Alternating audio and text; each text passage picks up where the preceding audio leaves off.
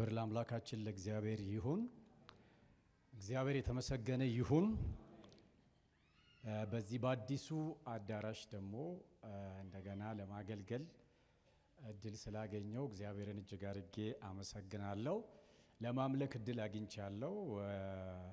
የስቅለት ዕለት ማንም ሰው ሳያየኝ መሀል ቁጭ ብዬ ጾሜ ጸልዬ የጌታ እራት ተካፍዬ ሄጃለሁና እንደው ምን ደስ አለ ብትሉኝ ምእመን መሆን እንዴት ደስ ይላል። እግዚአብሔር ይባረክ። ተቀምጠው ጸጋ የሚካፈሉ ብፁዓን ናቸው። በደንብ አሜን በሉ እስቲ። ሃሌሉያ። እግዚአብሔር ይባረክ። እንግዲህ በዚህ ስፍራ በተለያየ ጊዜ መጥቼ ከእናንተ ጋር እግዚአብሔርን ጸጋ ለማካፈል እድል አግኝቻለሁ። ዛሬም ደግሞ በዚህ መጥቼ እግዚአብሔርን ቃል እንድናገር እድል ስለሰጣችሁኝ እግዚአብሔር ይባርካችሁ። እግዚአብሔር ቤቱን ስለሰራው የሚገርም አዳራሽ ስለተሰራ ደስ ብሎኛል። እግዚአብሔር ይባረክ። እግዚአብሔርን ቃል ዘፍጥረት ምዕራፍ 4 ላይ እናወጣለን። ዘፍጥረት ምዕራፍ 4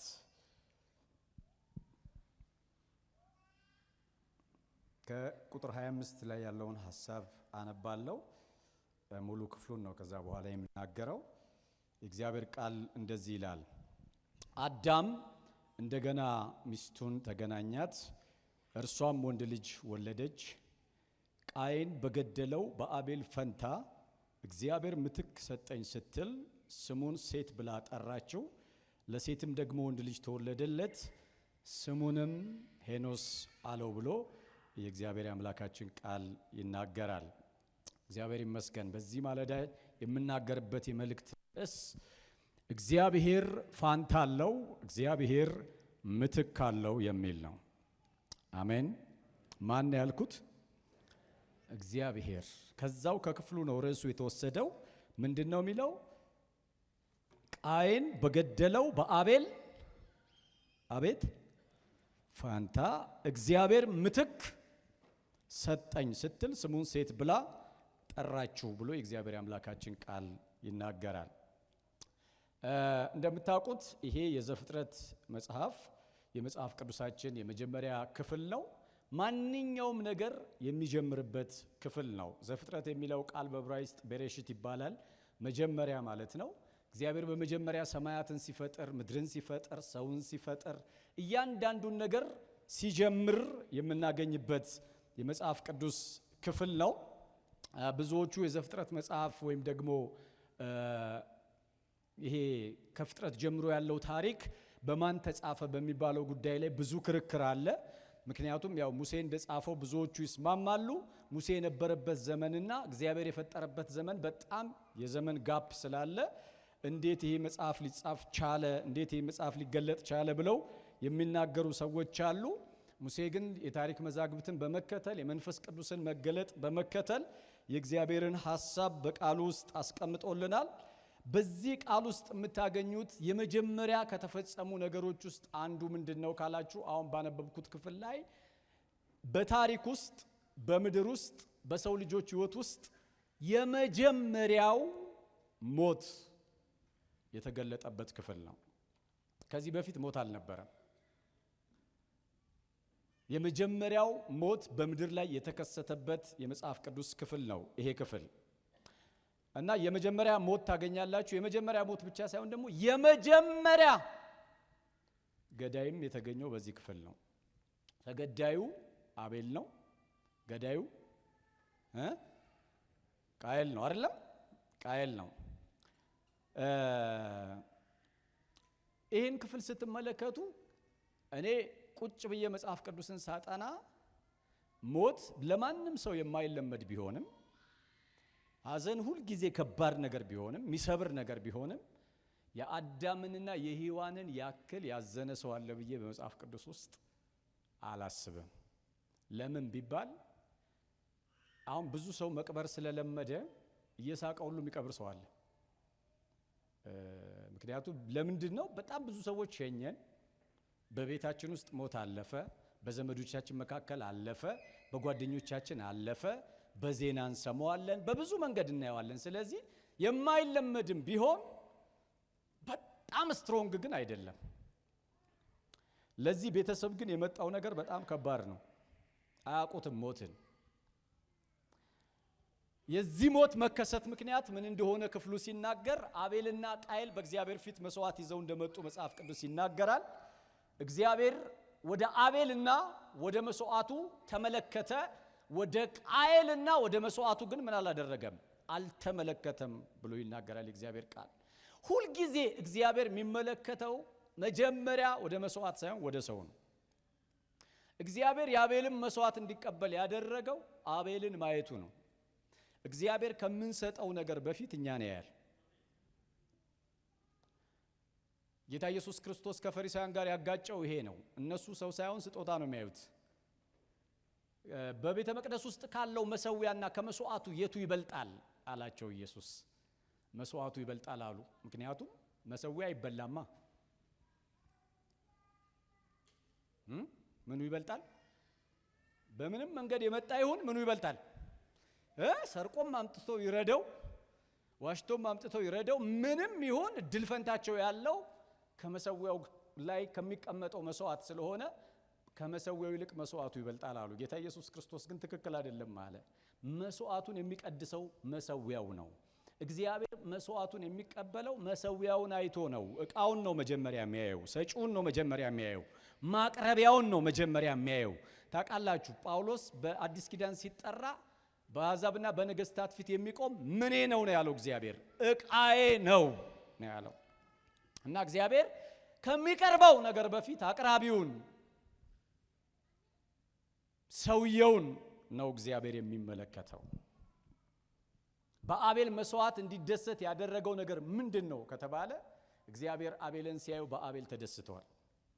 እግዚአብሔር ይደሰትብን። አሜን። መጀመሪያ በእኛ ደስ ይበለው፣ ከገንዘባችን በፊት፣ ከስብከታችን በፊት። አሜን በሏ። ከጸሎታችን በፊት እግዚአብሔር ይባረክ። በእኛ ደስ ይበለው። በመሰዊያው በዕቃው እግዚአብሔር ደስ ይበለው። በአቅራቢው እግዚአብሔር ደስ ይበለው። አቤል ለእግዚአብሔር የሚመጥን መስዋዕት ነው ያመጣው። በራሱ ተነሳሽነት ነው ለእግዚአብሔር መስዋዕት ያመጣው። ቃየል ግን ወደ እግዚአብሔር መስዋዕት ያመጣበትን ምክንያት ስትመለከቱ አንደኛ ቃየልን ሞቲቬት ያደረገው አቤል ነው። ወገኖቼ የእግዚአብሔር ቃል መክብብ ላይ ምን ብሎ ይናገራል? የሰው ስኬት በባልንጀራው ላይ ካለ ቅንዓት እንዲነሳ አየው ይላል። ምን ማለት ነው? አይታችሁ ታውቃላችሁ? ሰው ሱቅ ሲከፍት ሱቅ የሚከፍቱ ምንም እቅድ ሳይኖራቸው እንዴ ማስተርሷን ጀመረች እኮ ብሎ የሚጀምሩ ሰዎች አሉ። የማግባት ፕላን ሳይኖራቸው ማግባት ውስጥ የሚገቡ ሰዎች አሉ። ምክንያቱም ሰው የሚያደርገው ነገር ቅንዓት ካመጣ ወደ ውስጣችን ያለ ፕላን፣ ያለ እቅድ፣ ያለ ድምፅ፣ ያለ እግዚአብሔር ፈቃድ ተነስቶ ማድረግ የሚባል ነገር አለ እና ቃየል ወደ እግዚአብሔር መስዋዕት ያመጣበት መንገድ በእግዚአብሔር ፊት ፈጽሞ ተቀባይነት ያልነበረው፣ ለእግዚአብሔርም ደግሞ የሚመጥን መስዋዕት ይዞ አልመጣም። አቤል እግዚአብሔርን የተገናኘው በበኩርና በደም መስዋዕት ነው። ሪሊ እግዚአብሔርን የሚያረካ ወገኖች ያን ነገር ልንገራችሁ፣ እግዚአብሔር ስጦታ ብቻ ሳይሆን የሚያስፈልገው የሚመጥን ስጦታ ያስፈልገዋል። አሜን በሉ እስቲ። አይደል? የሆነ የሚገባው አይነት አለ አይደለም? ለእግዚአብሔር የሚባል ለአምላክ የሚባል ጊዜ ስንሰጠው፣ ጉልበት ስንሰጠው፣ ስናገለግለው፣ ወደ እግዚአብሔር የሆነ ነገር ስናመጣ የምናመጣው ነገር ለተቀባዩ ሪሊ ወርዚ መሆን መቻል አለበት። እግዚአብሔር እጅግ እጅግ እጅግ ታላቅ አምላክ ነው። አረ አሜን በሉ እስቲ። በጣም ታላቅ ነው እግዚአብሔር። ስለዚህ በአቤል መስዋዕት ተደሰተ፣ በቃየል መስዋዕት ግን እግዚአብሔር አልተደሰተም። በጣም የሚገርመው ነገር እግዚአብሔር መስዋዕቱን ባልተቀበለለት ጊዜ ቃየል የሚያስፈልገው ንስሐ ነበር፣ ራሱን ማየት አይደለም። ለምንድን ነው እግዚአብሔር ያልተቀበለኝ? ለምንድን ነው የኔ መስዋዕት እንደ አቤል ወደ እግዚአብሔር ያላረገው? ለምንድን ነው እግዚአብሔር እኔ በሱ ፊት ባደረኩት ነገር ደስ ያልተሰኘ ብሎ ራሱን መፈተሽ ነው የነበረበት። የእግዚአብሔር ቃል ግን እንደሚነግረን ተቀባይነት ባገኘው ሰውዬ ላይ ተቆጣ። ይሄ ራሱ በጣም በቃ አቅጣጫ መሳት ይባላል። መቆጣት የነበረበት ራሱ ላይ ነው። አሜን ወገኖች፣ የምንድነው በራሳችን ላይ ስንቆጣ ነው። አሜን ራሳችን ስናይ ነው። ለምንድነው እግዚአብሔር ፊት ነገር የተቀባይነት ያላገኘው ብለን ወደ ራሳችን ስንመለከት ነው። ቃየል ኃላፊነት አልወሰደም። በእግዚአብሔር ፊት መስዋዕቱ ተቀባይነት ላለማግኘቱ ኃላፊነት አልወሰደም። በአቤል ላይ ተቆጣ እና ሊገድለው አሰበ። እግዚአብሔር የተቀበለውን ሰው በመግደል ሞገስ ማግኘት የለም። እግዚአብሔር ያሳካለትን ሰው በማሳደድ የሚመጣ ነገር የለም። ሃሌሉያ አሜን በሉ እስቲ። አጠገባችሁ ያለውን ሰው ሰይፍህን አስቀምጥ በሉት እስቲ። ኢየሱስ እኮ ጴጥሮስን ሰይፍህን ወደ ሰገባው አስገባ። ሁሉም የታጠቀ ነው። ባይዘዌ ማለት ካላስቀመጥን አስቸጋሪ ነው አይደል? አዎ ከፈቀደ እኮ ማንም ሰው መግደል ይችላል። ራሱን ለኃጢአት ሰው ከሰጠ፣ ለቅናት ራሱን አሳልፎ ከሰጠ፣ ለአመጽ ራሱን አሳልፎ ከሰጠ ማንም ሰው ክፉ ማድረግ ይችላል። በጣም የሚገርማችሁ ቃየል አይምሮ ውስጥ ይሄ የቅንዓት መንፈስ ሲመጣ ዛሬ እኔ አንዱ መጸለይ የሚፈልገው ጸሎት ይሄን ነው። እግዚአብሔር የቅንዓትን መንፈስ በጌታ በኢየሱስ ክርስቶስ ስም ከምድራችን ላይ ከህይወታችን ላይ በደንብ አሜን በሉ እስቲ። ይምታው ይምታው። በሰው ስኬት ደስ ይበለን። በሰው ተቀባይነት ማግኘት ደስ ይበለን። በሰው መባረክ ደስ ይበለን። ኢየሱስ ጌታ ነው። የወንድሙ እግዚአብሔር ፊት ተቀባይነት ማግኘት አስቆጣው፣ አሳዘነው፣ አበሳጨው እና ቃየል አቤልን ለመግደል አይምሮ ውስጥ ሐሳብ መመላለስ ጀመረ። እግዚአብሔር መጥቶ ለቃየል ምን አለው? ኃጢአት በደጅ ሆና ምን ታረጋለች? ታደባለች። ባይዘው አንድ እውነት ልንገራችሁ፣ ማንም ሰው ክፉ ነገር የሚያደርገው እግዚአብሔርን ድምጽ አልፎ ነው። እግዚአብሔር እንዳንስት የማይሆን ነገር ውስጥ እንዳንገባ አስቀድሞ ይናገራል። ይልቁን እኛ በአዲስ ኪዳን ያለን መንፈስ ቅዱስ በውስጣችን ያለ ሰዎች መስመር ስንስት እግዚአብሔር አይተወንም። እግዚአብሔር ይናገራል። እግዚአብሔር ይናገራል። ተው ይላል መንፈስ ቅዱስ። አሁን የምታስበው ሐሳብ ትክክል አይደለም ይላል መንፈስ ቅዱስ። እንዳታደርገው ይላል መንፈስ ቅዱስ። መጨረሻው አያምርም ይላል መንፈስ ቅዱስ። ምክንያቱም ብዙ አይነት ሐሳቦች ወደ አእምሮአችን ይመጣሉ። መጽሐፍ በመኝታቸው ላይ ሆነው በደልን ለሚያስቡ ወዮላቸው፣ ኃይል በእጃቸው ነውና ሲነጋ ይፈጽሙታል ይላል። ግን እግዚአብሔር ሳይነጋ ይመጣል ተው እያለ አሜን አሜን በሉ እስቲ። ችግር የለውም። ማርቲን ሉተር እንዳለው ነው፣ ወፍ በጭንቅላቴ ላይ እንዳትበር መከልከል አልችልም፣ ነገር ግን በጭንቅላቴ ላይ ጎጆ ሰርታ እንዳትቀመጥ መከልከል እችላለሁ ብሏል። እና እንደው እስቲ እውነተኛ ነው። ተሳደብ ተሳደብ ብሏችሁ አያውቅም? ሃሌሉያ በቃ በለው የሚል ነገር መጥቶባችሁ አያውቅም? በቃ የሆነ ሰው አናዷችሁ ግባና አባረው፣ ድራሹን አጥፋው። በቃ ኤሊሁም እንዳለው እንዳቅማዳ ልፈነዳ ነው እንዳለው እዚህ ውጥር የሚያደርግ ነገር እኮ ይመጣል። ጌታ ይገስጸውና ግን ፍሬን መያዝ ያስፈልጋል። አሜን በደንብ አሜን በሉ እስቲ። ምክንያቱም ኮንሲኩዌንስ አለው። ሰይጣን ያመጣውን ሐሳብ፣ ስጋ ያመጣውን ሐሳብ፣ የተሰማንን የተበሳጨንበትን የቀናንበትን ነገር ሁሉ ወስደን የምንዘራው ከሆነ በኋላ የሚመጣው ኮንሲኩዌንስ ከባድ ነው። እግዚአብሔር መጥቶ ለቃየል ምን አለው? ተው እንዳታደርገው አለው። እግዚአብሔር እኮ መልካም አምላክ ነው። አሜን አሜን። የአብርሃም ሚስት አቤሜሌክ ይዟት ሊተኛ ሲል እግዚአብሔር በሌሊት መጥቶ ምን አለው? የነቢይ ሚስት ናትና እንዳትነካት። አረ እግዚአብሔር ቀድሞ ይምጣ። በደንብ አሜን በሉ እስቲ። ከዳሜጅ በፊት ይምጣ፣ ከውድቀት በፊት ይምጣ፣ ወደ ዘር ወደ ቤተሰብ የሚተላለፍ ስብራት ከመምጣቱ በፊት ይምጣ። እግዚአብሔር በመንገዳችን ጣልቃ ይግባ። ታውቃላችሁ እግዚአብሔር ቀይ ያበራል ኖ ይላል። ይህ አካሄድ ዘመን ያጨልማል። ይህ አካሄድ ያንተም ቤት ህይወት አገልግሎት ይመታል። ይህ አካሄድ በልጆች ላይ ክፉ ነገር ያመጣል ብሎ እግዚአብሔር ይመጣል። እና ምን አለው አቤሜሌክ? እኔ እኮ ሰውየውን ያሳሳተኝ አለ። እኔ ሚስቱ መሆኗን አላውቅም። ምን ናት ነው ያለው?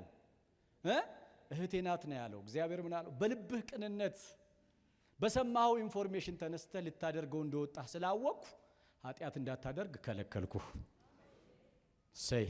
እግዚአብሔር ሲወደን ይከለክለናል። እስቲ ቀኛችሁን ከፍ አድርጉና ጌታ ሆይ በሉ። ስሜቴን፣ ፈቃዴን፣ የተሰማኝን የመሰለኝን እንዳላደርገው እንድትከለክለኝ ጣልቃ እንድትገባ እፈቅዳለሁ። የእውነት በሉት፣ እፈቅዳለሁ። ወገኖቼ የሰው ዘመን አንዱ ሚድነው እግዚአብሔር ጣልቃ ገብቶ ሲከለክለው ነው። እግዚአብሔር የሚፈቅድ ብቻ ሳይሆን የሚከለክል ነው።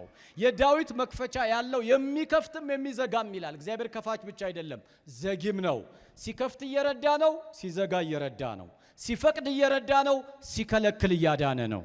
እግዚአብሔር ይባረክ። ዳዊት አቢግያን ምን አላት? ናባል ከጌታቸው የኮበለሉ ብዙ ሰነፍ በአገሪቱ ውስጥ አሉ አለ። ስለ ዳዊት ሲናገር የምበላው ብሎ ነው የጠየቀው። በቃ ምግብ አልሰጥም ማለት ይበቃ ነበር። አልፎ ዳዊትን ተናገረው። ወሮበሎች በስተዋል፣ ከጌታቸው የኮበለሉ በስተዋል፣ መንግስት የማያውቃቸው በስተዋል፣ ለማንም ምግቤን አልሰጥም ብሎ የዳዊትን ልብ የሚሰብር እቺ ምላስ እኮ ነብዩ ኢሳይያስ ምን አለ? የደከመውን በቃል እንዴት እንደምደግፍ አውቅ ዘንድ እግዚአብሔር የተማሩ ምላሶች ሰጥቶኛል አለ። ሰውን ከወደቀበት የምታነሱት በምላስ ነው። ፓስታ መኮረኒ ያርገን ሰባብረን የምንጥለውም በምንድን ነው? በምላስ ነው። አንደበት እሳት ነው። የፍጥረትን ሩጫ ምን ያደርጋል? ያቃጥላል። እና ዳዊት ላይ ለቀቀበት ወንበዴ የሚል ቃል፣ ከጌታው የኮበለለ የሚል ቃል። እሱ እኮ እግዚአብሔር የቀባው ዘመን የሚጠብቅ ደግሞ በጣም የሚገርማችሁ የናባልን በጎች ያለ ደሞዝ ሲጠብቅ ነበር እንዳይሰረቁበት። ብዙ መልካም ያደረገለት ሰው ነው። ግን የማይሆን ንግግር ተናገረው። ዳዊት ኢሞሽናል ሆኖ ተነስቶ እንደዚህ አለ፣ ዛሬ ለናባል አንድ ነገር ቢተርፍለት እግዚአብሔር የኔ ያርግብኝ የኔ ጨምርብኝ ብሎ ሰራዊቱን አሰልፎ ሰይፉን ይዞ ወደ ናባል ቤት መምጣት ጀመረ። እግዚአብሔር ነገ እንዳይጸጸት በሐዘን እንዳይነግስ፣ አሜን በሉ እስቲ።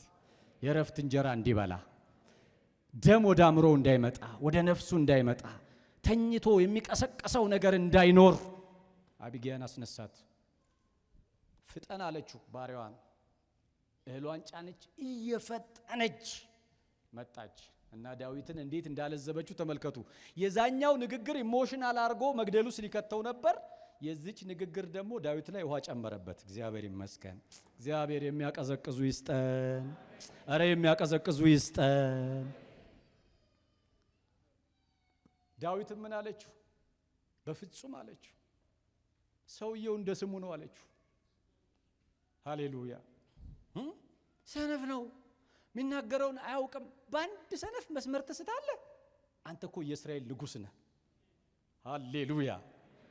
ዛሬ እንጀራ ማጣትን ያየው እግዚአብሔር እኮ ለብዙዎች እንጀራ ስትሰጥ ያይሃል። አራሜን በሏ። ዛሬ ምድረ በዳ መሆንክን ያየው እግዚአብሔር እኮ ቤተ መንግስት ገብተ ያይሃል። አትቸኩል ዳዊት። ራስህን ለመካስ አትሩጥ። ነገሮችን ባጭሩ ለማምጣት አትፍጠን። ነገ አለችው በቤተ መንግስት ላይ ስትቀመጥ ትጸጸታለህ አለችው። ስለዚህ ይሄን ተግባር አትፈጽም። እኔ ዳዊት ያለው ነገር ደስ ይለኛል። ደም እንዳላፈስ አንቺን ልኮ የከለከለኝ እግዚአብሔር ይባረክ። ከልካዩ አቢግያ ነች፣ እግዚአብሔር ነው። ነቢይ ሲልክልህ እግዚአብሔር ነው። ሰባኪ ሲልክልህ እግዚአብሔር ነው። ዛሬ በዚህ ማለዳ እንኳን ለአንዳንዶቻችሁ የሆነ ነገር እንዲቆም እግዚአብሔር እየተናገረ ነው። እኔ እንደ መልእክተኛ ነው የመጣሁት። ይሰማል። በስሜት በንዴት በቁጣ በቅናት እግዚአብሔርን መጠበቅ ባለመቻል የራሴን መንገድ እሄዳለሁ አትበሉ። ስለዚህ ለቃየል እግዚአብሔር እድል ሰጠው። ታው አትግደል፣ ቀድመ ንገስባት አለው እግዚአብሔር። ግን ቃየል የሚገርማችሁ አልነገሰባትም። እግዚአብሔር የሰጠውን እድል አልተጠቀመም። ታውቃላችሁ፣ ከኃጢአት ሁሉ የሚበልጠው ኃጢአት እግዚአብሔርን አለመስማት ነው። የእግዚአብሔር ድምጽ የከበረ ነው። አምላክ ከሰማይ ወርዶ እየተናገረ አለመስማት፣ እግዚአብሔር እየተናገረ አለመስማት። እስራኤልን እኮ ለባቢሎን አሳልፎ የሰጠው በዚህ ነው። በማለዳ ተነስቼ ነቢያቶቼ ልኬ በተደጋጋሚ ተናገርኳችሁ። እናንተ ግን የኔን ድምጽ የኔን ቃል ተው የሚለውን ተመለስ የሚለውን ተስተካከል የሚለውን ኢንተርቴን አረጋችሁት። እንደውም ኤርሚያስ ምን አለ? የእግዚአብሔር ቃል ስድብ ሆኖባቸዋል አለ። የሚደነግጥ የለም፣ የሚመለስ የለም። ስለዚህ እግዚአብሔር አሳልፎ ሰጣቸው። ታውቃላችሁ፣ ቃየል ይሄን ድምጽ አልፎ ሄደ።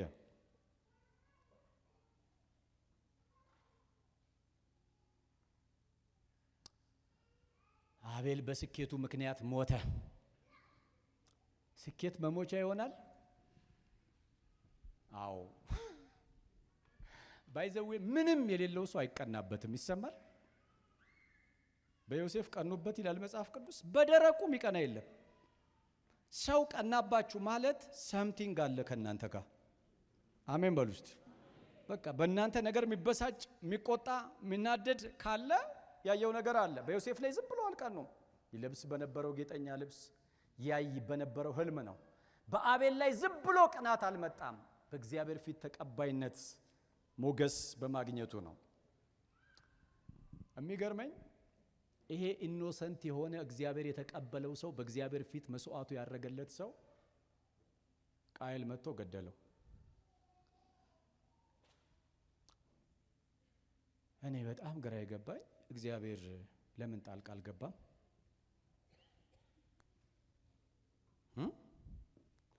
ተው ሲለው ከሚውል ወርዶ እጁን ለምን አልያዘው?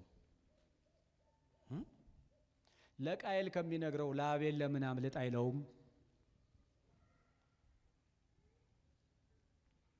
እግዚአብሔር እያለ ሰው ይሞታል። እግዚአብሔር እያለ ሰው ይገደላል። እያወቀ እያየ እየሰማ የሰው ነገር ይበላሻል። የሚያመው እውነት ያለው እዚህ ጋር ነው። ታውቃላችሁ፣ እግዚአብሔር በሁሉ ነገር ጣልቃ ይገባል። ጣልቃ ይገባል ተባብለናል። አውቃለሁ። በሁሉ ግን አይገባም። እግዚአብሔር በሁሉ ነገር ጣልቃ ቢገባ አቤል አይሞትም። እግዚአብሔር በሁሉ ነገር ጣልቃ ቢገባ ናቡቴ አይሞትም። እግዚአብሔር በሁሉ ነገር ጣልቃ ቢገባ ያዕቆብ አይሞትም። እግዚአብሔር በሁሉ ነገር ጣልቃ ቢገባ የመጽሐፍ ቅዱስን ታሪክ በሙሉ ተመልከቱ። እየገባ ያዳነባቸው ቦታዎች አሉ። እየገባ ነገሮችን የለወጠባቸው ቦታዎች አሉ። እየገባ የታደገበት ቦታዎች አሉ። አንዳንዶችን ግን በዙፋኑ ቁጭ ብሎ ነው ያያቸው። በእንግሊዝ ሀገር ውስጥ አንድ ብሔራዊ ሀዘን አጋጥሟቸው ነበር ይባላል። እና የሀዘን ምንድነው? በአንደኛ ደረጃ ትምህርት ቤት ውስጥ የሚማሩ 40 ተማሪዎች ያሉበት ክፍል ውስጥ አንድ ሰው ገብቶ ቦምብ ጣለ እና 40ም ተማሪዎች ጭጭ አሉ። እና በሀገር ደረጃ ብሔራዊ ሀዘን ተደርጎ ማጽናናት ሲደረግ በዛ እንዲሰብክ የተጠራ ቄስ ነበረ። እና ቄሱ ከጠቅላይ ሚኒስትሩ አጠገብ ተቀምጦ ነበር ይባላል። እና ልክ እንደኔ የሚሰብክበት ሰዓት ሲደርስ አስቀድሞ ፕራይም ሚኒስትሩ ምን አለው? አሁን ቆመ፣ ምን ልትላቸው ነው አለው። የት ነበር እግዚአብሔር እነዚህ ልጆች ሲሞቱ አለው። እና ይሄ ቄስ የተናገረው ነገር ደስ ይላል። መድረክ ላይ ቆሞ እንደዚህ አለ አሉ። እነዛ 40 ልጆች ሲገደሉ እግዚአብሔር በዛ ክፍል ነበር። አሁንም ደግሞ እግዚአብሔር እዚህ ለቅሶ ሊደርስ ከኛ ጋር አለ አለ። ምንም ሲከናወን እግዚአብሔር አለ። በደል ሲፈጸም ማን አለ? ንጹሃን ሲሞቱ ማን አለ? ፍርድ ሲጣመም ማን አለ? እግዚአብሔር አለ። እግዚአብሔር በሁሉ ጣልቃ አይገባም ማለት በሁሉ አይፈርድም ማለት አይደለም። ለሁሉ ነገር ዳኝነት ከእግዚአብሔር ዘንድ አለ። በደንብ አሜን በሉ እስቲ። ናቡቴን ገደሉት አይደል? እግዚአብሔር በኤልዛቤልና በቤቷ ላይ ያደረገውን ታውቃላችሁ። የእግዚአብሔር ጀጅመንት መጥቷል። ያዕቆብን ሄሮድስ ገሎታል አይደለም? እግዚአብሔር መልሶ ሄሮድስን ገሎታል። እግዚአብሔር የጽድቅ አምላክ ነው፣ የእውነት አምላክ ነው። ለኛም ሲል አይደለም የሚፈርደው፣ ባህሪው ያስገድደዋል፣ እውነተኛነቱ ያስገድደዋል። ለተጎዳችሁበት ነገር፣ ለተሰበራችሁበት ነገር፣ ለተበላሸ ፍርዳችሁ፣ ለሞተ ነገራችሁ የእግዚአብሔር ፍርድ አለ። እግዚአብሔር ቃየል ላይ መጥቶ ሲፈርድ ታያላችሁ።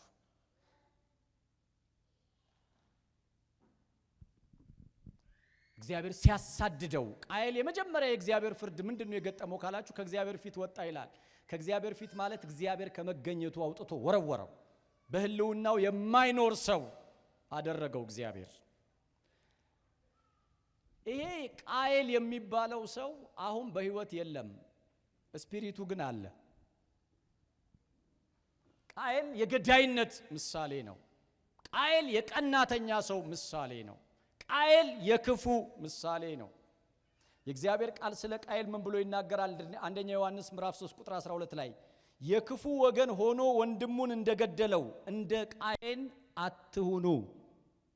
ለምን ገደለው? ምክንያቱም የሱ ስራ ክፉ የወንድሙ ግን ጽድቅ ስለነበረ ነው ይላል። አያችሁ ይሄ ስፒሪት አለ ዛሬም። በጣም ይቅርታ ጌታ ኢየሱስ ክርስቶስ አይሁዶችን እኮ ምን አላቸው? እናንተ የዲያብሎስ ልጆች ናችሁ አለ። ተናደዱ። የአብርሃም ልጆች ነን አሉት። አይ አብርሃም አይገልም። መግደል የሚለው ሰው ካለ አለ ጌታ ከማን ወገን ነው?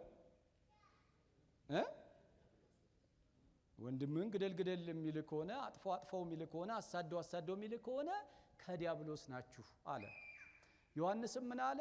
ወንድሙን እንደገደለው እንደ ቃየል አትሆኑ። የራሱ ስራ ክፉ የወንድሙ ስራ ጽድቅ ስለነበረ ነው። ስለዚህ ዛሬም ወንድም የሚገድል በቅናት የሚነሳ ስፒሪት አለ።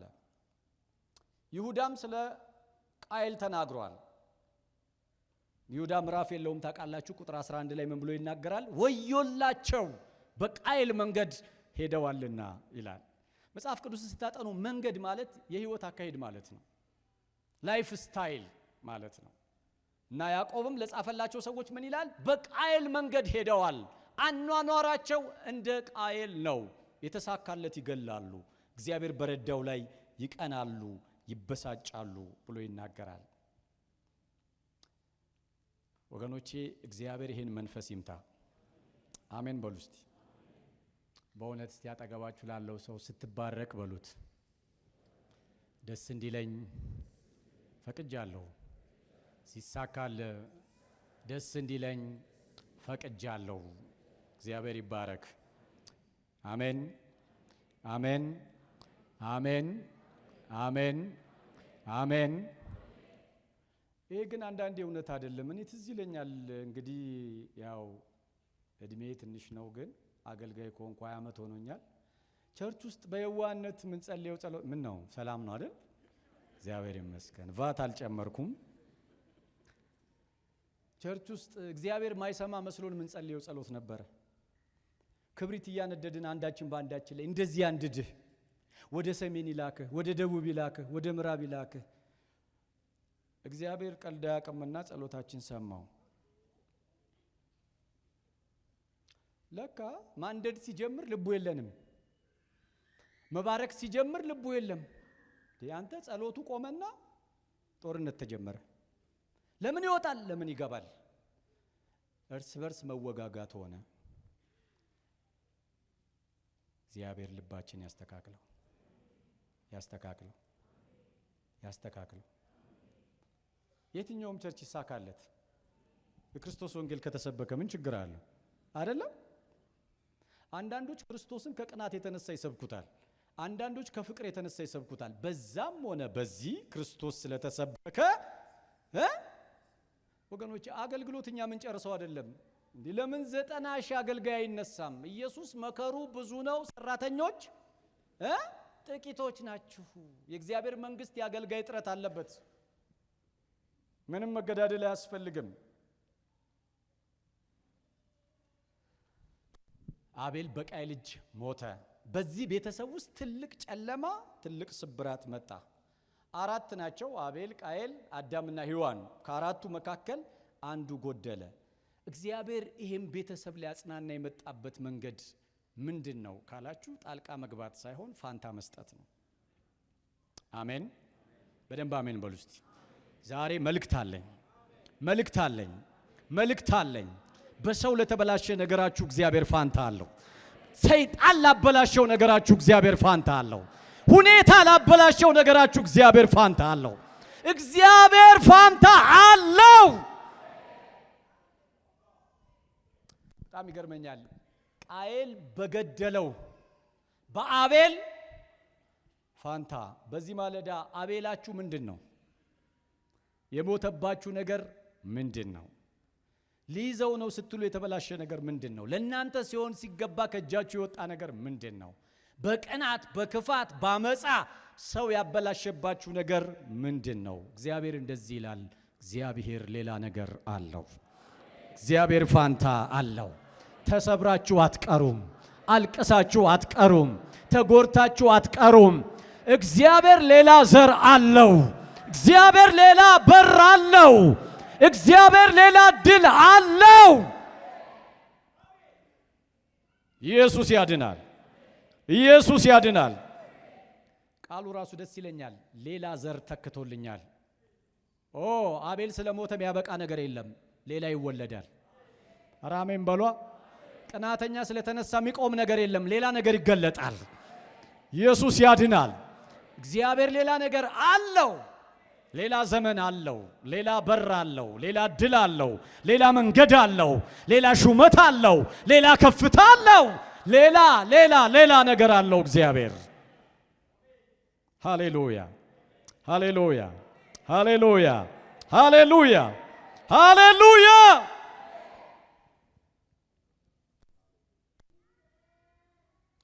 አይቻለሁ በዘመን የእግዚአብሔር ሰው ያበላሻቸውን ነገሮችን በሌላ ሲተካ ሰይ ሃሌሉያ ሃሌሉያ። ተሰብስበው ዘጉት፣ ሌላ ይከፈታል። ተሰብስበው አበላሹት፣ ሌላ የተሰራ ነገር እግዚአብሔር ይሰጣችኋል። ኧረ አሜን በሉ እስቲ። አሁን ትንቢታዊ መልእክት ነው። ሌላ ነገር አለው። ሌላ ነገር አለው። አንዳንዶቻችሁ ዘመኔ ከሰረ፣ ሳልሰራ፣ ሳላገለግል፣ ሳልሮጥ ሞከርኩ። እግዚአብሔር ከፊታችሁ ሌላ ዘመን አለው። ሌላ ዘመን አለው። ሌላ ዘመን አለው። በጣም የሚገርመኝ ነገር እግዚአብሔር የሰጣቸው ሌላ ዘር ሴት ይባላል። ሴት ማለት ጾታው አይደለም፣ ስሙ ነው።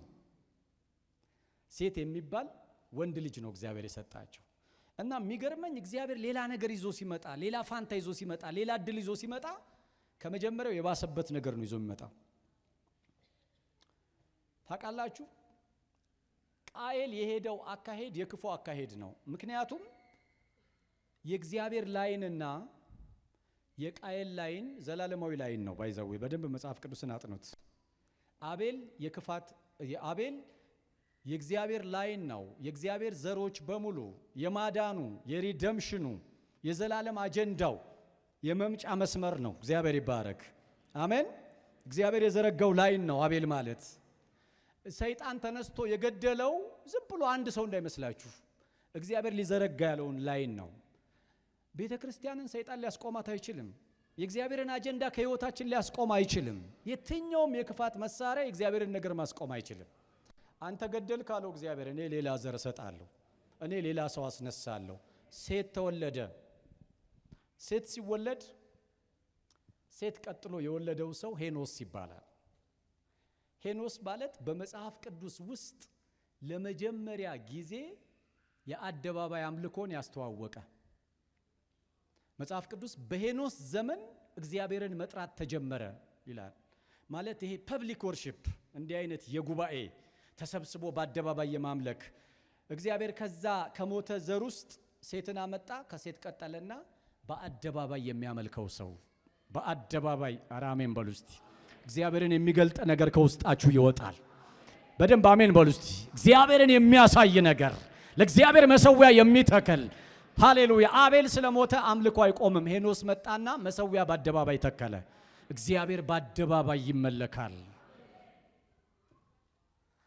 ከሄኖስ ቀጥሎ በሄኖስ ላይን ውስጥ የመጣው ሄኖክ ነው። ሄኖክ ደግሞ ምን አይነት ሰው ነው ካላችሁ፣ ሄኖክም አካሄዱን ከእግዚአብሔር ጋር አደረገ። ቀጥ ብሎ ከእግዚአብሔር ጋር የሚወጣ ቀጥ ብሎ ከእግዚአብሔር ጋር የሚገባ ምን እያለ ነው? እግዚአብሔር ማንም አጀንዳዬን ሊያበላሽ አይችልም። አሜን በሏ። በቅናተኛ የሚበላሽ የእግዚአብሔር አጀንዳ የለም። በክፉ ሰዎች የሚበላሽ የእግዚአብሔር ሐሳብ የለም። የእግዚአብሔር ሐሳብ ዘላለማዊ ነው። የእግዚአብሔር ሐሳብ የጸና ነው። ሄኖክ መጣ። እግዚአብሔርን መጥራት፣ እግዚአብሔርን መፍራት፣ ጽድቅን፣ እውነትን አስቀጠለ።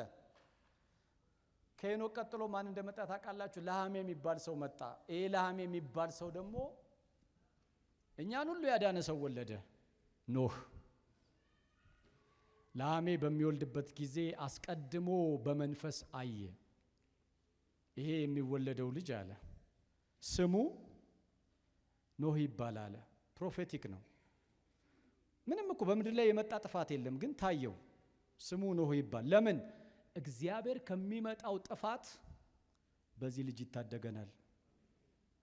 አሜን። ታዳጊ ይውጣ፣ ጄኔሬሽን የሚያድን ይውጣ። በደንብ አሜን በሉ እስቲ። ዘር የሚያስቀጥል ይውጣ። እግዚአብሔር የሚጠቀምበት በኢየሱስ ስም ይውጣ። ኖህን ወለደ። አስቀድሞ አየና ይሄ ነው ምድርን የሚያስቀጥላት፣ ይሄ ነው ጄኔሬሽን የሚያስቀጥለው። ታውቃላችሁ እግዚአብሔር በምድር ላይ አመጽ፣ ኃጢአት፣ ክፋት በበዛ ጊዜ ወደ ኖህ ተመለከተ። በፊቱ ሞገስ ያገኘ ሰው ነበረ። እኔ በሰዓት ስለምገደብ እዚህ ጋር ነው ማቆመው ይሄን ሐሳብ። ግን እናንተ አጥሩት መጽሐፍ ቅዱስን። ከዚህ በኋላ እግዚአብሔር እንዴት እየተካ እንደሄደ ታገኛላችሁ። እግዚአብሔር ይተካል። እግዚአብሔር ሌላ ዘር አለው። እግዚአብሔር ሌላ መንገድ አለው። እግዚአብሔር ሌላ በር አለው። አይቆምም። በሕይወታችን ያሰበው ነገር አይበላሽም። የእግዚአብሔር ሐሳብ ዘላለማዊ ነው። ኢየሱስ ያድናል። ስለዚህ እግዚአብሔር በዚህ በጨለመበት ቤት ውስጥ ሳቅ አመጣ። ምትክ ሰጣቸው፣ ፋንታ ሰጣቸው። አምናለሁ ለምድራችን ሌላ የሳቅ ዘመን እንዳለ። አምናለሁ ለቤተ ክርስቲያን ሌላ የከፍታ ዘመን እንዳለ። አምናለሁ ለእግዚአብሔር ሕዝብ ሌላ የካሳ ዘመን እንዳለ። እግዚአብሔር ይክሰናል። እግዚአብሔር ሌላ ነገር ይሰጠናል። እግዚአብሔር ይባረክ። ዳዊት ታስታውሳላችሁ፣ በመጽሐፍ ቅዱስ ውስጥ አንድ የተሰበረበት ጉዳይ ነበር። መንገዱ ትክክል ባይሆንም ሰው ቤት ውስጥ ገብቶ ከቤርሳቤር ልጅ ወልዶ ነበር። ያን የተወለደ ልጅ ግን እግዚአብሔር የመጣበትን መንገድ ስላልፈለገው ቀሰፈው፣ ታመመ። ዳዊት ይሄ ልጅ እንዲድን በእግዚአብሔር ፊት እንዲፈወስ ብዙ ጾሟል፣ ጸልዮአል፣ አልበላም አልጠጣም ብሏል። እግዚአብሔር ግን ልጁን ገደለው ብሎ የእግዚአብሔር ቃል ይናገራል። ትክክል ስላልነበረ መንገዱ። ትክክለኛ ላልሆኑ ነገሮች ጸሎት ላይ ያድናቸው ይችላል፣ ጾም ላይ ያድናቸው ይችላል። ኖ አለ እግዚአብሔር፣ በትክክል አልሄድክም ብሎ ዘጋው። ከዛ ዳዊትን ሰዎቹ መጥተው እንዴት አድርገን እንንገረው? እንግዲህ ልጅ በታመመበት ጊዜ አልበላም አልጠጣም አልለብስም አልቀባም ካለ ሞቷል ብንለውማ ዳዊት ያበቃለታል ብለው ሲፈሩ ድምጻቸውን ሰማና ወጣ። ብላቴናው ሞቷል አይደል አላቸው። አዎ ሲሉት ዳዊት ያደረገው ነገር በጣም ይገርመኛል። ተቃራኒ ነው የሄደው። ታጠበ ይላል እግዚአብሔር ቃል፣ ልብሱን ለወጠ ይላል፣ ዘይት ተቀባ ይላል፣ ምግብ አምጡልኝ ብሎ በላ ይላል። እና እንትን ተነሳ ያሉት ነው የሚመስል የሚያደርገው ነገር ማለት ነው። ከዛ ወደ እግዚአብሔር ቤተ መቅደስ ሄደ፣ ለእግዚአብሔር ሰገደ ይላል። ከዛ ግን በጣም የሚገርመኝ ተመልሶ መጥቶ ወደ ቤርሳቤር ገባ ይላል። ከዛ የእግዚአብሔር ቃል እንደዚህ ይላል፣ እግዚአብሔር ከቤርሳቤር ሰለሞን የሚባል ልጅ ሰጠው። ሃሌሉያ።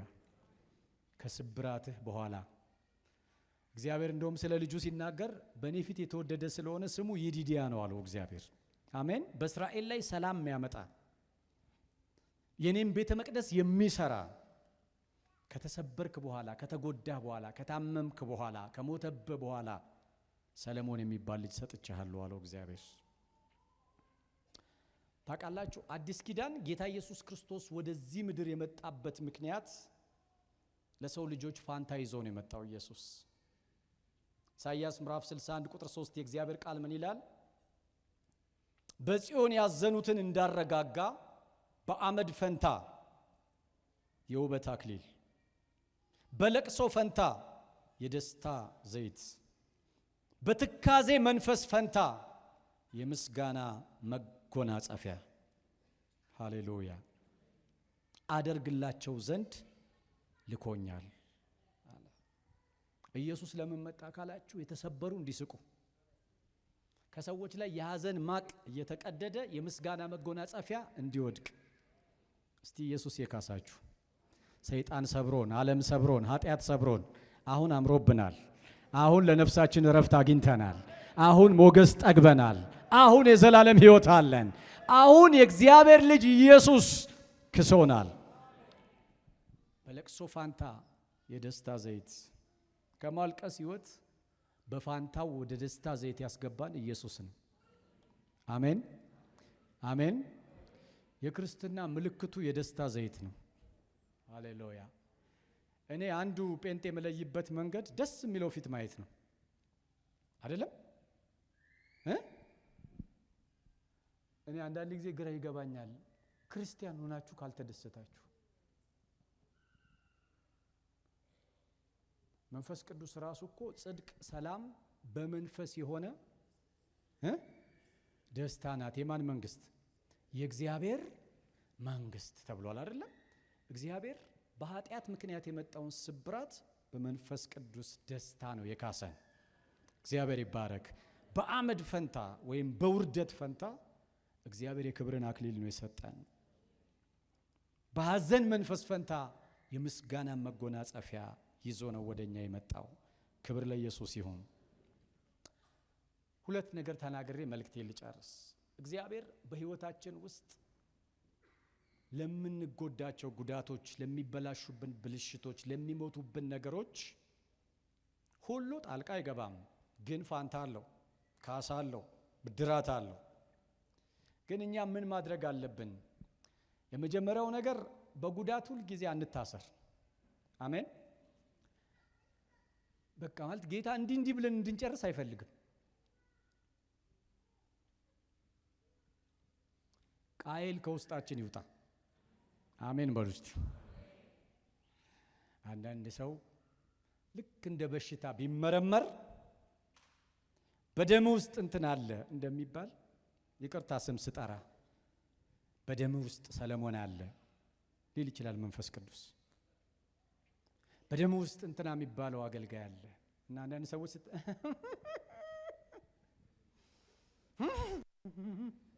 ትቼዋለሁ ግን ትቼዋለሁ።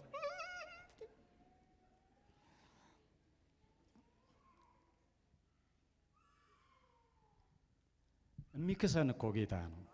እርሷቸው እስቲ በደንብ አሜን በሉ። አረ በደንብ አሜን በሉ እስቲ። አጋንንት ብቻ ሳይሆን ሰው ከውስጣችን መውጣት አለበት። አረ አሜን። ርዕስ አታርጉ ቤታችሁ ውስጥ። አንዳንድ ሰው ሁልጊዜ በቤቱ የሚያነሳው ሰው አለ። እነሱ አይደሉም ወይ የኛን ነገር እንዲያርገውት የቀሩ? ጠቅስ ነው በቃ ሰውየው።